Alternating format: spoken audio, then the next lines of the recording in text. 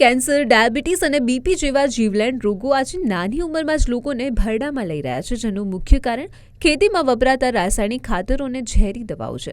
ત્યારે સાબરકાંઠાના વડાલી તાલુકાના ભજપુરા ગામના ખેડૂત કાંતિભાઈ પટેલે સમાજને આ ઝેરમાંથી મુક્ત કરવા એક અનોખી પહેલ કરી છે.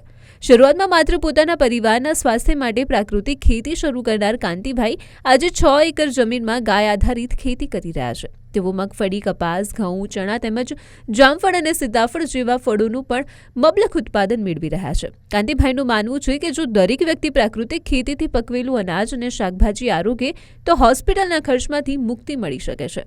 હું લગભગ 2018થી તે પ્રાકૃતિકની પ્રયત્ન ચાલુ કર્યા છે. પહેલું થોડુંક મારા ઘર માટે મેં પ્રયત્નો કર્યા અને પ્રાકૃતિક ખેતી કરવાથી ઘઉં, શાકભાજી બધી ટોટલી કરું છું. પેલું મારા ઘર પૂરતું કરતો અને એની અંદર સ્વાદમાં બી એટલો બધો ફરક લાગ્યો અને એવું થયું કે ખર્ચામાં બી ઘણો ડિફરન્સ પડે છે. આપણે તો એના કરતાં 50% પેસ્ટિસાઇડ કરતાં ખર્ચો ઓછો થાય છે. અને બીજું કે જ્યાર સુધી બનતા હોય જે આપણા જેટલા નજીકના ભાઈઓ બહેનો છે બધાનું પેસ્ટિસાઇડ વગરનું ખવડાવવું છે આપણે, બરાબર. અને રોગ મુક્ત થાય કે નાના બાળકો અત્યારે ઝેર ખાય છે અને 5 થી 10 વર્ષની ઉંમરમાં ડાયાબિટીસ, કેન્સરના આવા ભયંકર રોગો આવે છે.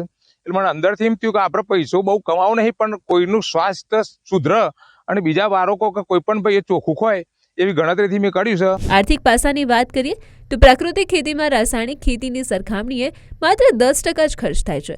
વળી બજારમાં પાકના ભાવ સામાન્ય કરતાં બમણા મળે છે અને સરકાર તરફથી પણ સહાય પ્રાપ્ત થાય છે.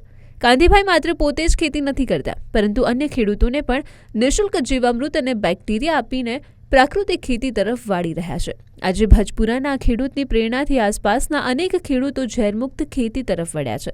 કાંતિભાઈએ સાબિત કરી દીધું કે પ્રાકૃતિક ખેતી એ માત્ર આર્થિક સદ્ધરતાનો માર્ગ નથી, પરંતુ એક નિરોગી અને સ્વસ્થ રાષ્ટ્રના નિર્માણનો પાયો પણ છે.